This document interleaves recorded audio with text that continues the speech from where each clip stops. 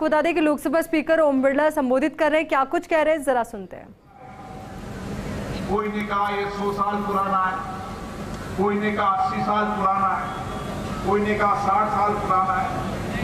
आखिर उस बंगले में रहने वाला व्यक्ति ने उसका कितना बड़ा योगदान होगा कि उस मकान पर पेड़ लगाकर उसने पुलिस कार्य किया।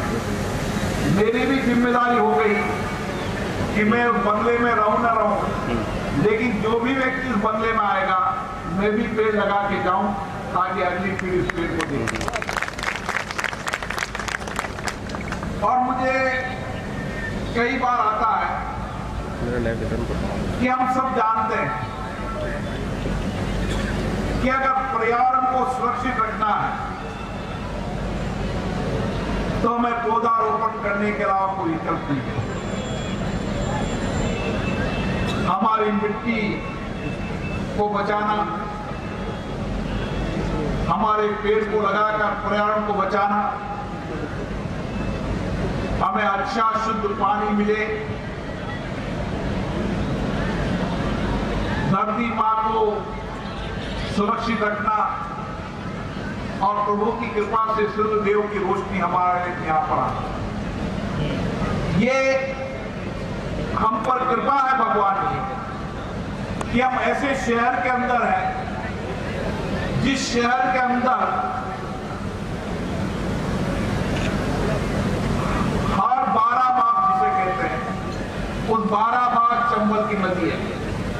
परसों मुझे कुछ औद्योगिक लगाने वाले, व्यापार लगाने वाले लोगों से मैं दिल्ली में जब चर्चा कर रहा था कि आप इंडस्ट्रीज को कोटा में लगाएं, कुछ सर्विस सेक्टर के लोगों को कहा, मैंने कहा आप कोटा में लगाएं, तो उन्होंने एक ही सवाल पूछा कि क्या पानी की उपलब्धता है। और मुझे उस दिन लगा कि मैं उस शहर में रहता हूं जहां 12 माह मेरी चंबल नदी है। ऐसा शहर देश और दुनिया में बहुत कम शहर होते हैं जहां पर पानी की उपलब्धता हो, जहां बिजली का हर तरीके का कारखाना हो, चाहे कोयले का हो, चाहे गैस का हो, चाहे एटॉमिक पावर का हो, हर तरीके से जब बिजली बनती है उस बिजली के कारखाने कोटा में। हमारी मिट्टी सबसे उपजाऊ मिट्टी है।